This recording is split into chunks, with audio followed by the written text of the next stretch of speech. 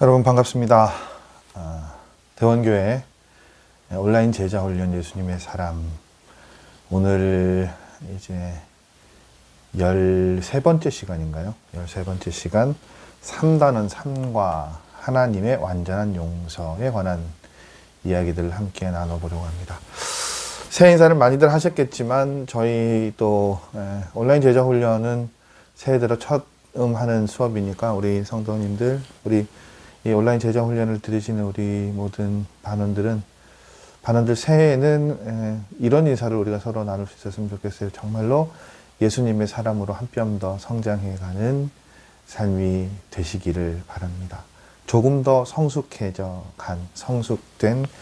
삶의 모습으로 그렇게 나가시는데 이 과정들이, 이 시간들이 조금이나마 도움이 되는 시간이 되었으면 좋겠습니다. 새해도 여러분 쉽지 않으신 시간이시겠지만 이 시간들 일주일에 30분가량 되는 시간 꼭 잘 챙겨 들으시고 또 말씀을 또 곱씹으시고 교재를 또 한번 쭉 보시면서 이렇게 여러 각도로 이 말씀들을 좀 나누실 수 있는 그런 시간들 계속 좀 이어가셨으면 좋겠어요. 3단원 회개의 기쁨에 관한 내용들을 우리가 계속 살펴보고 있습니다. 지난 시간에 우리가 죄를 이기는 능력에 대한 이야기들을 나눴고요.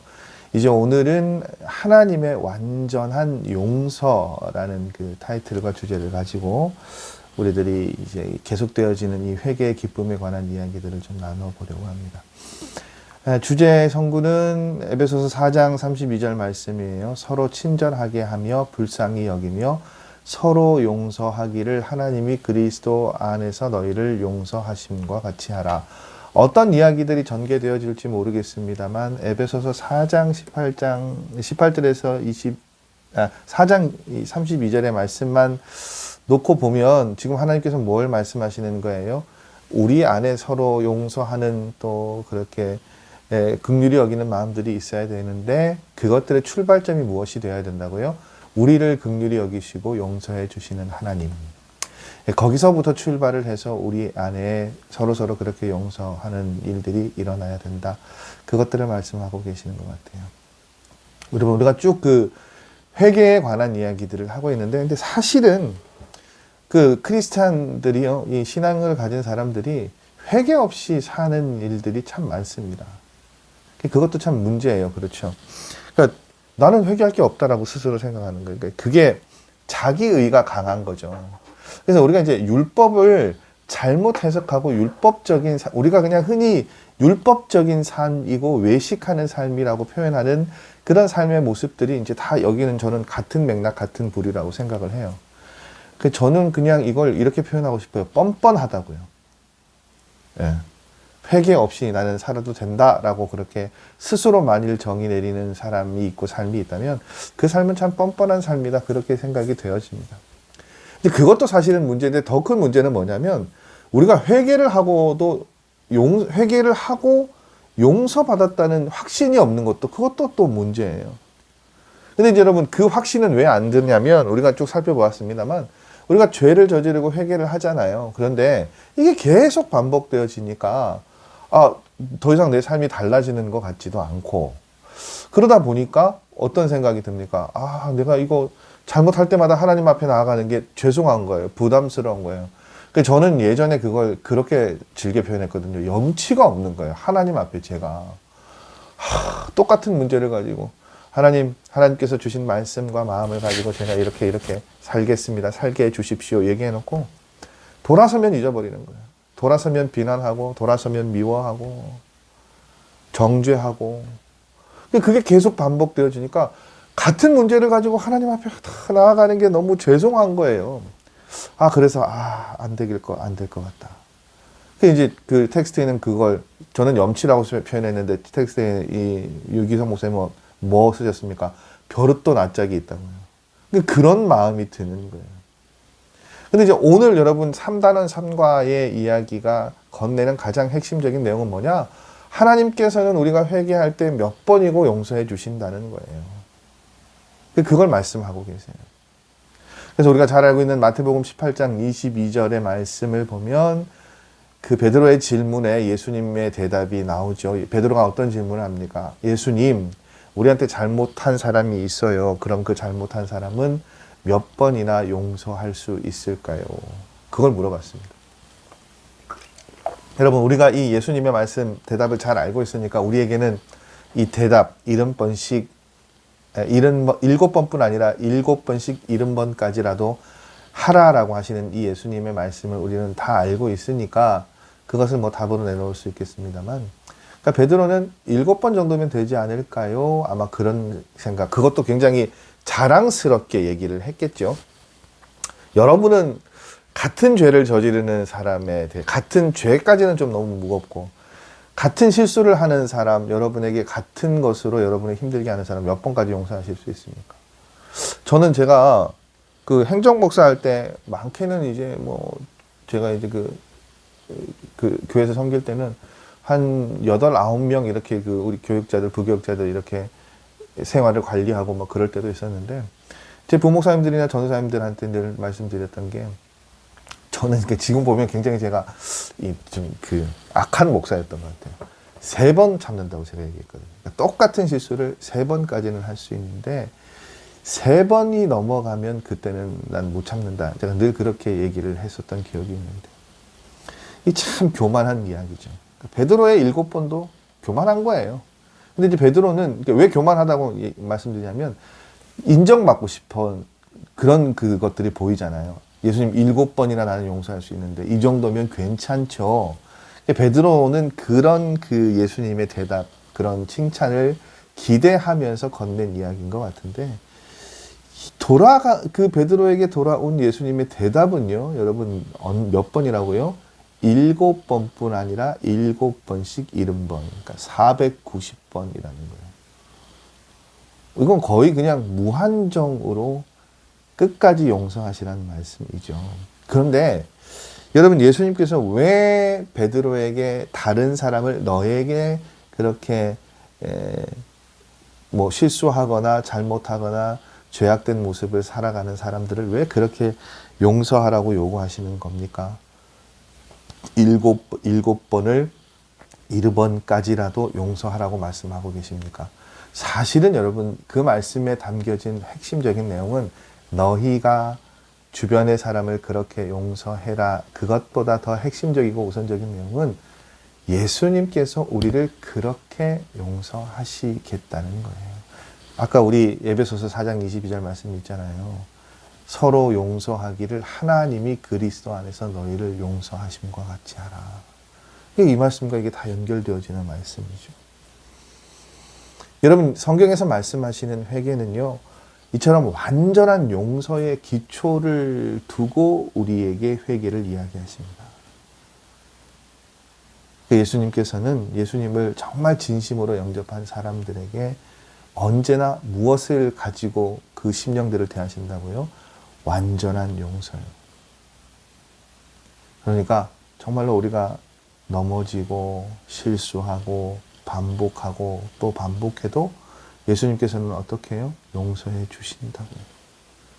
근데 여러분, 참 무한한 사랑이고요. 앞서도 말씀드린 것처럼 참 염치 없는 사랑이지 않습니까? 똑같은 문제를 반복하고 또 반복하고 잘못된 것들을 또 반복하는데 그때마다 용서해 주신다는 게 참 인간인 우리로서는 받아들이기도 이해하기도 참 힘들어요. 어떻게 저럴 수 있지? 어떻게 이렇게 용서하실 수 있을까? 여러분, 그런 생각 들지 않으세요? 전 그런 생각이 들더라고요.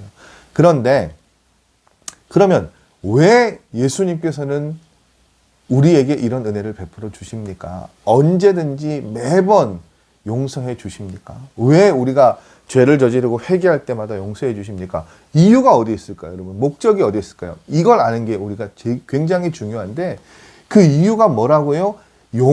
매번 용서해 주시는 것을 통해서 우리가 죄를 이기는 삶을 살게 하시기 위한 게 목적이라는 거예요. 그렇게 매번 용서해 주시고 격려해 주시면 언젠가는 우리가 어떻게 해요? 죄를 이기게 되는 삶을 살아갈 것이라는 기대가 있다는 거예요. 그러면서 무엇을 예로 듭니까? 이 서커스의 공중고개를 예로 드시는 거죠.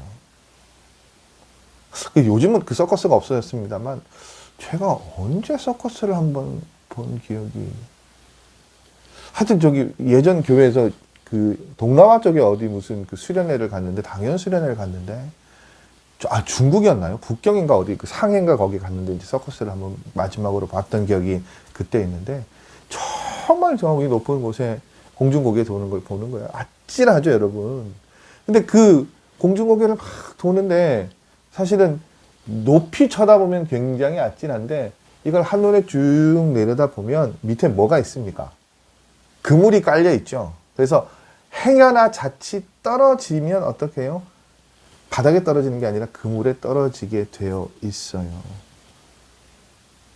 그럼 여러분, 그 그물을 치는 이유가 뭐겠습니까? 이렇게 하다가 혹시나 떨어지더라도 안전하니까 어떻게 해요? 고개를 잘 넘어가라는 그 취지, 그 목적에서 그물을 깔아둔 거죠.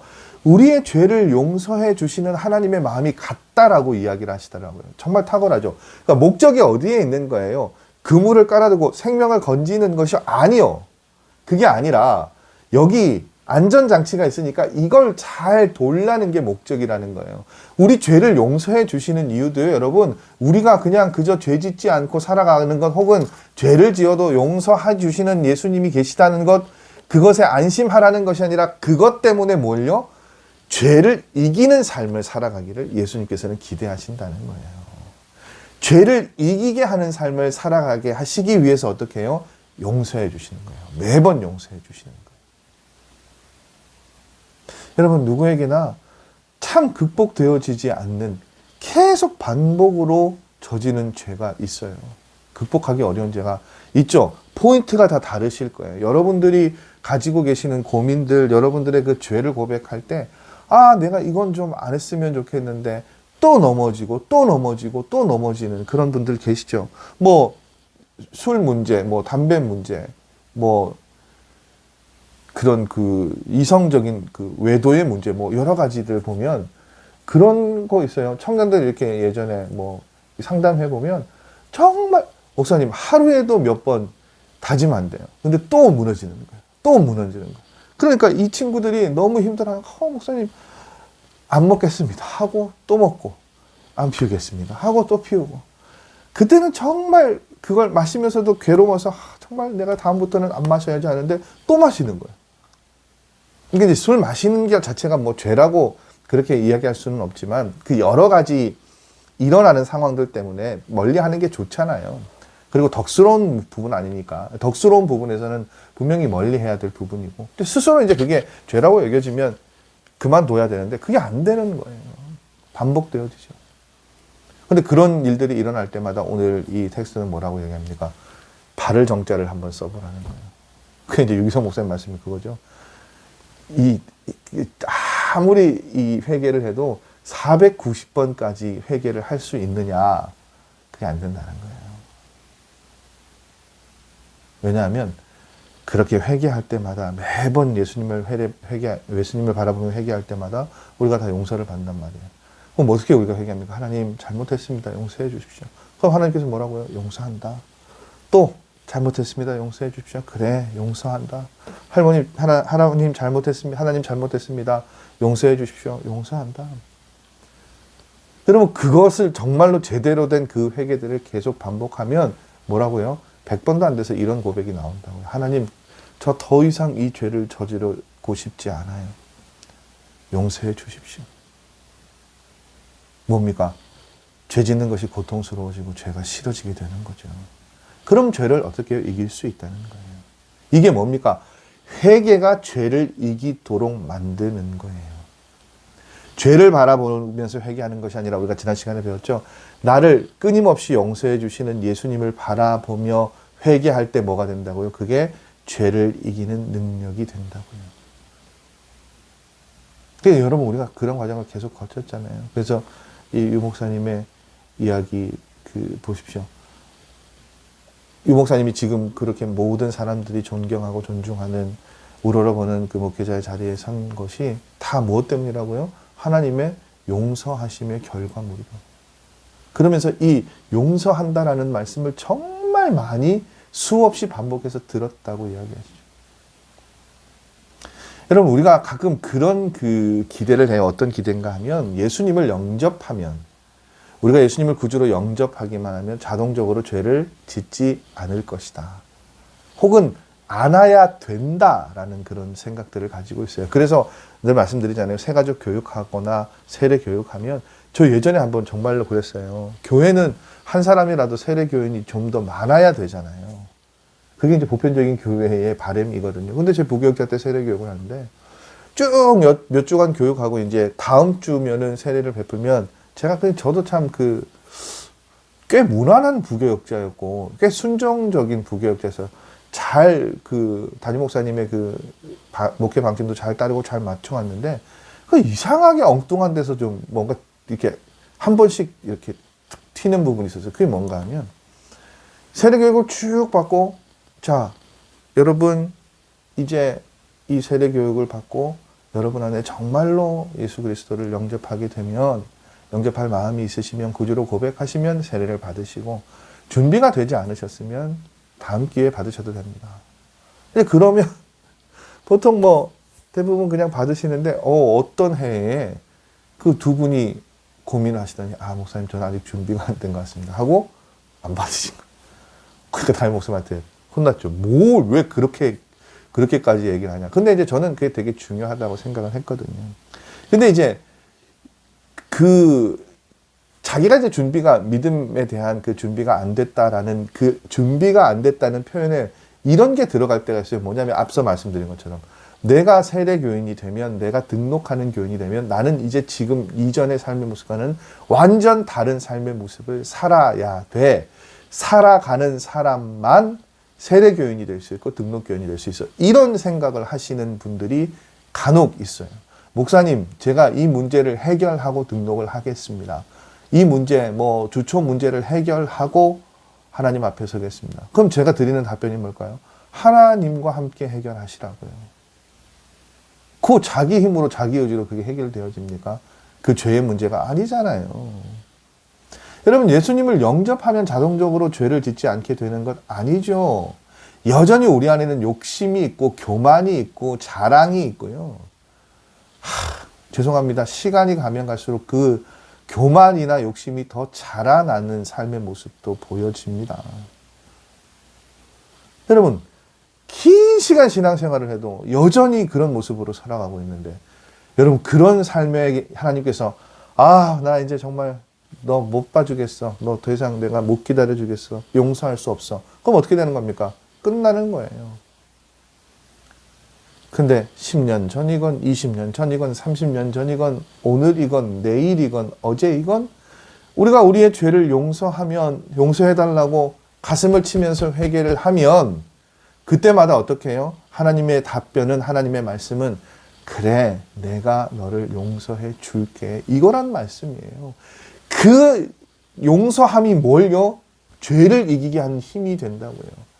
그게 뭡니까, 여러분? 육신적으로 달라진 거 아무것도 없어요. 우리가 세례교인이건 등록교인이건 아무리 오랜 신앙생활을 해도 우리의 육적인 모습은 우리의 의로 달라질 수 있습니까? 없어요. 뭐가 달라졌습니까? 내가 예수님과 함께 한다는 그 사실이 달라지게 되는 것이죠. 그 믿음이 내 안에 달라지게 되면, 믿음이 생겨지게 되면 어떻게 해요? 우리가 육신대로 살지 않게 되는 거예요. 여러분, 내 의지로 할 수 없습니다. 내 자랑, 내 율법, 내 의로 할 수 없어요. 그러면 예배 드린 횟수만큼으로 다 용서받으면 저는 천국 가게요? 지금 당장이라도? 그거 아니잖아요. 여러분, 요한일서 5장 18절의 말씀을 보면 하나님께로부터 난 사람이 어떻게 된다고요? 하나님께로부터 난 자는, 18절 말씀이 이래요. 하나님께로부터 난 자는 다 범죄하지 아니하는 줄을 우리가 아노라. 하나님께로부터 나신 자가 그를 지키심에 악한 자가 그를 만지지도 못하느니라. 하나님께로부터 난 사람 어떻게 해요? 죄를 범죄하지 않는다고요. 어떻게 그럴 수 있습니까? 하나님께로부터 난 자 누굽니까? 결국 예수님께서 그 생명을 지키시기 때문이에요. 그리스도인은 이 말씀은 무슨 말씀이에요? 범죄하지 않는다라고요. 여러분 이거 우리가 잘 생각해야 된다는 것이 범죄하지 않는다는 것이 그러면 우리가 죄의 유혹이나 생각조차 일어나지 않느냐? 그거 아니에요. 유혹과 생각이 일어날 수 있습니다. 끊임없이 우리가 그리스도인으로 살아가도요. 죄의 유혹은 우리를 끊임없이 엄습해 옵니다. 그런데 그리스도인은 누구든지 유혹을 받을 수 있으나 범죄하지 않는다라고 말씀하고 계시죠. 그게 그리스도인이 가지고 누리는 어떻게 보면 특권이라고 할 수 있는 거예요. 이게 모두 우리 믿는 우리 모두에게 주어졌다니까요. 그런데 여러분 이 삶 속에는 뭐가 있습니까? 어떤 전제 조건이 있다고 지금 말씀은 이야기하고 있습니까? 하나님께로부터 나신 자, 다시 말씀드리면 예수 그리스도께서 나를 지키시는 거예요. 그런 삶이기 때문에 여러분 어떻게 우리는 죄를 이길 수 있다고요. 문제는요, 여러분. 그러면 그렇게 예수님께서 나를 지키시기 위해서 우리 모든 사람들의 삶에 들어오셨는데 내가 그 예수님을 받아들이고 모시고 바라보고 교제하면서 살아가고 있느냐, 그렇지 못하느냐. 거기에서 이게 나뉘게 되는 것이죠.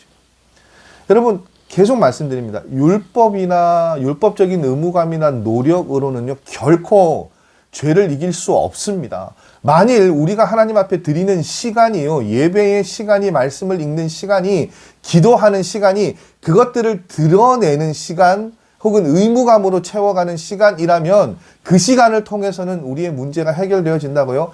아무것도 해결되어지지 않는다고요. 근데 여러분 그 시간이 왜 중요합니까? 그 시간을 통해서 우리가 예수님을 바라보는 시간이라면 그 시간은 정말로 복된 시간이죠. 그 시간을 통해서 예수님과 동행하는 일들을 우리가 계속해서 만들어 갈 수 있다면 여러분 분명히 그 시간을 통해서 무엇을요? 죄의 유혹을 이겨낼 수 있고 우리는 경건하게 살 수 있다고요. 여러분 이제 그것에 관해서 이어지는 그 마틴 루터에 관한 이야기가 소개되어지고 있는 것을 우리가 볼 수 있죠. 마틴 루터, 종교개혁자인 이 마틴 루터는 종교개혁을 일으킬 그때 당시에 수도원의 수도사였어요.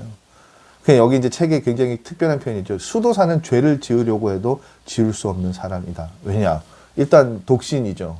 그러니까 이 외도나 불륜의 문제, 그 죄를 저지르지 않죠.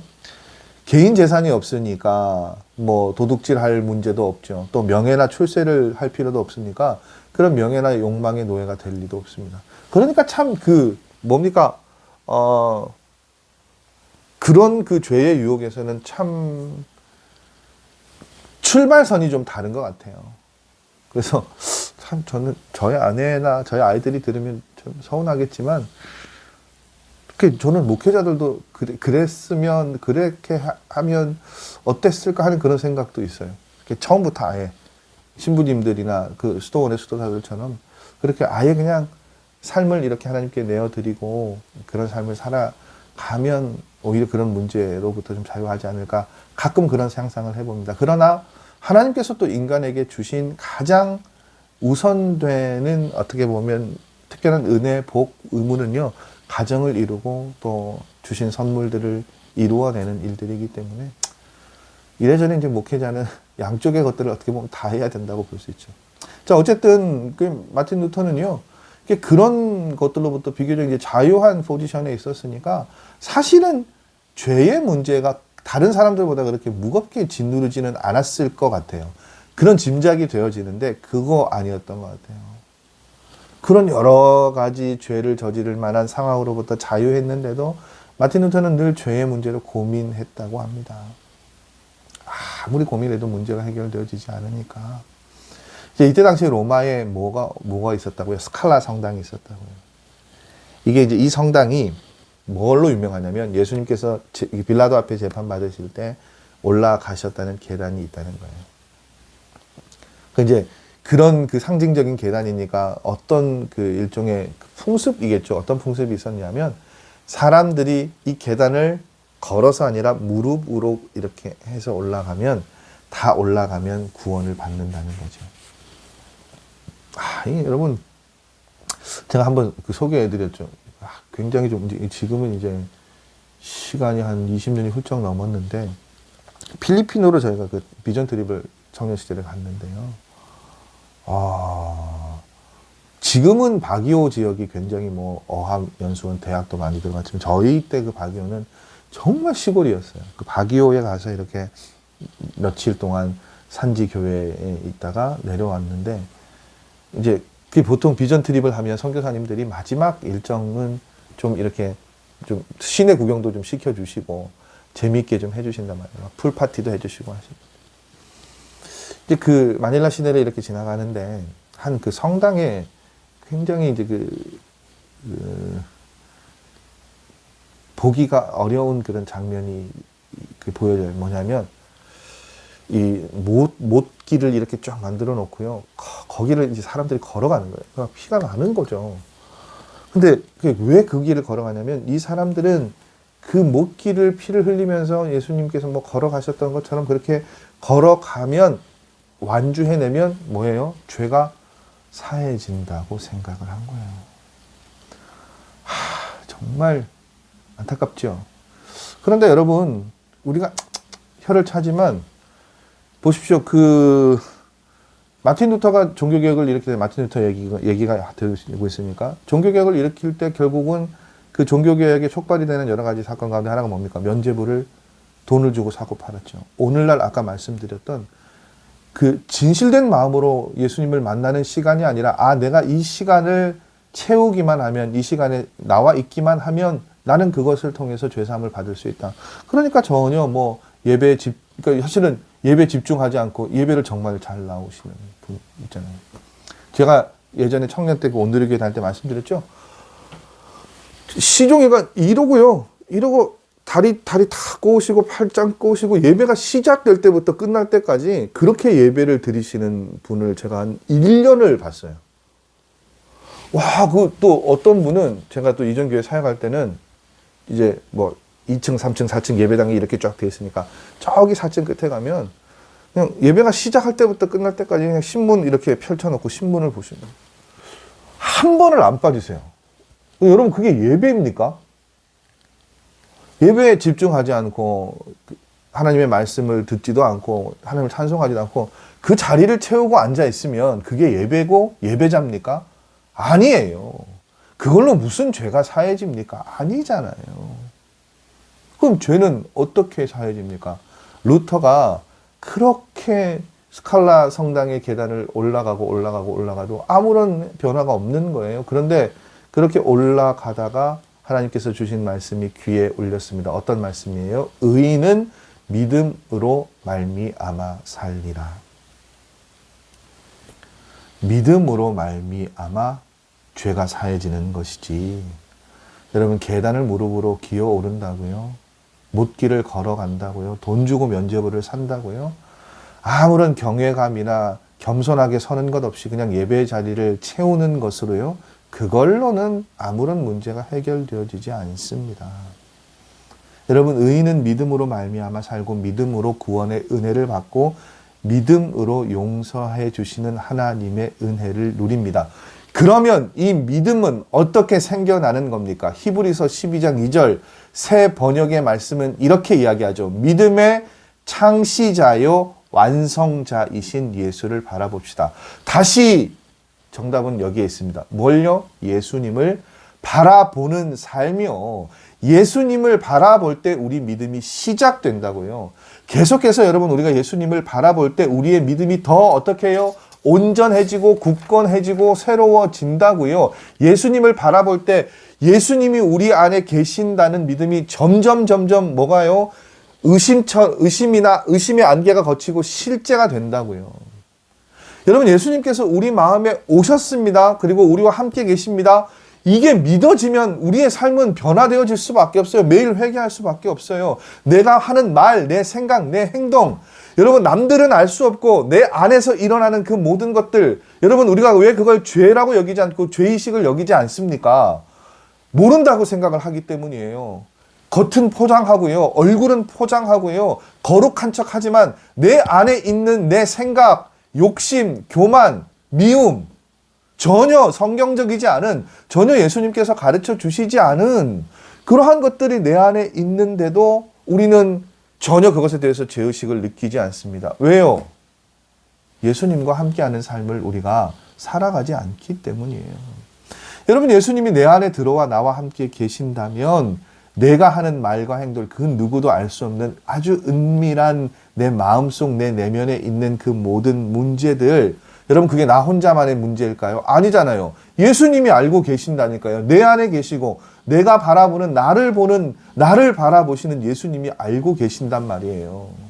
근데 여러분, 어떻게 그 믿음이 있고 그것에 대한 자각이 있는데 어떻게 우리가 죄를 지을 수 있겠습니까? 지을 수 없잖아요. 보고 계시는데요. 내 마음속으로 누군가를 원망하고 비난하고 함부로 누군가를 헐뜯고 미워하고, 여러분, 그것들이 남들 모르게 한다고 해서 사라지는 것입니까? 아니잖아요. 내 안에 예수님께서 그걸 보신다니까요. 그걸 알면서도 죄를 저지른다면 그건 더 이상 할 말이 없죠. 알면서도 예수님 앞에서조차도 교만하다면, 예수님 앞에서도 예수님이 바라보신다는 것을 알면서도, 인지하면서도, 자각하면서도 여전히 교만하고 여전히 죄의 자리에 놓여져 있다면, 여러분, 그 삶은 사실은 어떻게 보면 답이 없는 삶이죠. 여러분, 나 혼자 있는 시간이라도요, 예수님이 함께 하신다는 생각이나 자각들을 가지게 되면 그 나 혼자만의 시간이 은밀한 죄를 저지르는 시간으로 그렇게 쓰일 수 있을까요? 아니에요. 그 시간조차도 어떻게 해요? 거룩한 시간으로 변화되어질 수 있습니다. 그 일련의 과정을 유기성 목사님 뭐라고 표현하셨냐면 기적이라는 거예요. 여러분, 기적이 대단한 현상입니까? 아니요. 내 안에 예수 그리스도께서 계신다는 것을 내가 믿고 그 내 안에 계시는 예수님 때문에 내 삶의 모습이 변화되어지고 혼자 있는 내 시간조차도 내가 어떻게 해요? 거룩하게 채워져 갈 수 있다면 그것이 뭐라고요, 여러분? 기적이라고요.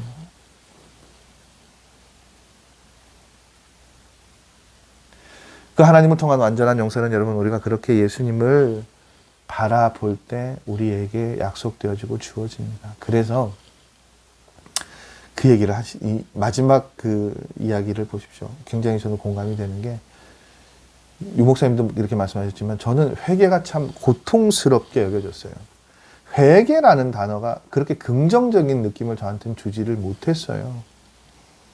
그런데 이제 그러다 보니까 더더군다나 회개가 기쁨이다? 이건 저는 상상할 수 없는 그런 이야기였죠. 그런데 회개는 기쁨이라고 이 3단원의 타이틀이 그렇게 나와 있는 거예요. 당혹스러웠어요. 회개가 어떻게 기쁨이지? 왜 기쁨이지? 근데 오늘의 말씀을 통해서 무엇을 우리가 깨달을 수 있습니까? 왜 회개가 기쁨인가 하면, 회개할 때마다 우리가 예수님을 만날 수 있기 때문에, 그냥 만나는 것이 아니라 회개할 때마다 용서해 주시고 안아주시고 다독여 주시고 위로해 주시는 그 예수님을 만날 수 있기 때문에 회개는 기쁨이에요. 여러분, 우리가 정말 진정으로 회개할 때 우리는 그렇게 우리에게 다가오시는 예수님의 손길을 느끼며 또 용서받은 삶의 걸음들을 날마다 경험하며 살 수 있습니다. 여러분, 기억하십시오. 하나님은 우리가 회개하면 몇 번이고 용서해 주신다고 말씀하셨어요.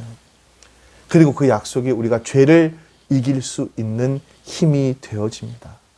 여러분, 회개는요, 그래서 고통스러운 것이 아니라 기쁨이에요. 왜냐? 회개를 통해서 예수님을 만날 수 있기 때문입니다. 그러기 위해서 여러분, 우리에게 필요한 것이 무엇이라고요? 늘 예수님을 바라보는 삶이요. 우리의 삶의 시선이, 제가 이 설교를 한번 한 적이 있었는지 모르겠는데, 아주 오래된 설교이긴 한데, 신대원 때 한번 교육전도사 때인가 그런 설교를 한 적이 있는데, 그때 제목이 뭐였냐면, 찌만 바라볼지라였어요. 주만 바라볼지라가 아니라 이게 뭐였냐면, 그 신대원 때 제가 저희 선배 목사님들하고 밤에 이제 낚시를 한번 갔는 적이 있는데, 그 낚시 저 별로 그렇게 어릴 때 아버님이 워낙 좋아하셨지만 몇 번 따라다니었고 흥미가 별로 없었어요. 근데 이제 그 선배 목사님들이 낚시를 가자고 하니까 제가 아주 즐거운 마음으로 따라갔죠. 저는 왜 여러분 즐겁게 갔을까요? 이제 선배 목사님들이랑 얘기도 하고 싶고 막 뭐 맛있는 것도 먹고 싶고 그래서 어디 이제 저수지에 낚시를 하러 가는데 막 제가 시장에 가서 뭐 순대도 사고 김밥도 사고 가서 이제 막 그 펼쳐놓고 이제 막 먹으면서 선배 이제 그때 저는 사역을 이제 막 준비하고 있었던 중이니까 막 사역 얘기 어떻게 하면 사역하면 막 그런 얘기를 듣는 게 너무 좋은 거예요. 똑같이 세 사람이 앉아가지고 막 그런저런 얘기를 하는데 이 두 분과 제가 다른 게 하나 있어요. 뭐냐면 두 분은 얘기를 하시다가도 계속 시선은 어디를 향했느냐? 그 저수지에 던져진 그 야광찌에 시선이 가 있는 거예요. 같이 눈 마주쳐 주시고 웃어 주시고 공감해 주셔도 온 신경은 어디에 먼저 되어 있느냐? 이 낚시찌에 있는 걸 볼 수 있더라고요. 오늘을 살아가는 우리의 삶의 모습 역시 마찬가지일까요? 여러분, 우리가 막 가정에도 여러 가지 뭐 삶의 문제도 우리의 시선이 막 이렇게 분산되어지고 우리가 애를 써야 되는 부분들이 있어요. 그러나 이 땅을 살아가는 우리는 그러한 과정 가운데서도 그러한 삶의 순간 가운데서도 뭐가 우선 되어져야 된다고요? 하나님, 예수 그리스도를 바라보는 게 먼저 되어져야 된다. 왜냐하면 그 안에 우리의 살 길이 있기 때문입니다. 여러분, 그렇게 우리의 죄를 사하여 주시는 예수 그리스도를 바라보실 때 우리는 죄의 유혹으로부터 승리할 수 있고 하나님 기대하시는 경건한 삶을 살아갈 수 있습니다.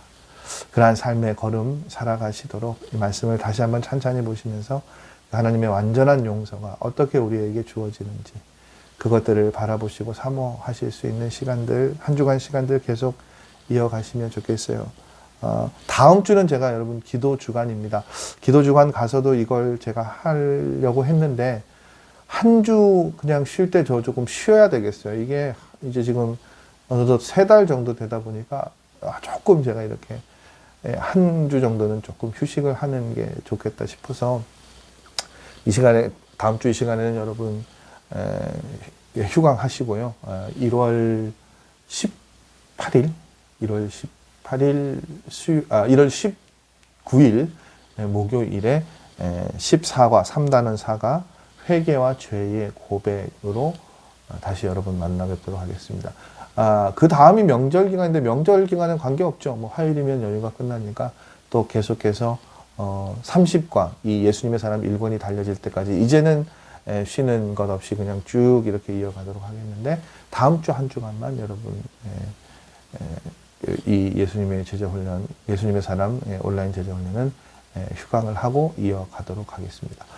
말씀 잘 다시 한번 정리하시고 회개하는 그 기쁨 주님 안에서 찾으실 수 있는, 그래서 하나님의 사람, 예수님의 사람으로 한 걸음 더 성장하실 수 있는 우리 여러분의 삶의 걸음들 계속해서 이어지시기를 바랍니다. 오늘도 수고하셨습니다. 다음 주가 아니고 19일에 저희는 다시 만나 뵙도록 하겠습니다. 여러분 한 주간, 두 주간도 건강하십시오. 그리고 승리하시고 예수님의 사람으로 한 뼘 더 성장하시길 바랍니다. 수고하셨습니다. 안녕히 들어가십시오.